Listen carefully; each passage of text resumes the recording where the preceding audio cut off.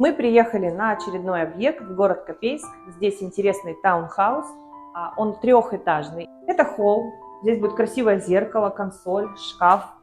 Под лестницей также решили использовать пространство максимально функционально и размещаем здесь шкаф.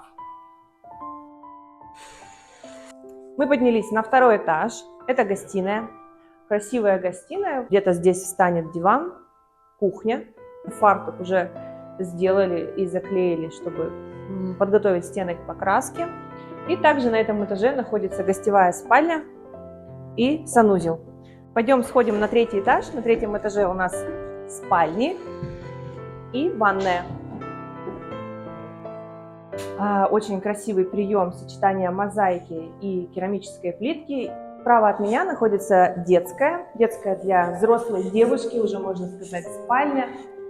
И сейчас здесь происходит этап грунтовки стен. Этот цвет не окончательный, это грунтовка.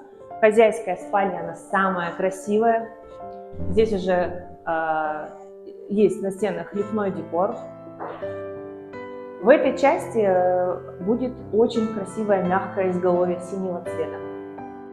А на этой стене будет авторское панно художественное, такие объемные красивые волны.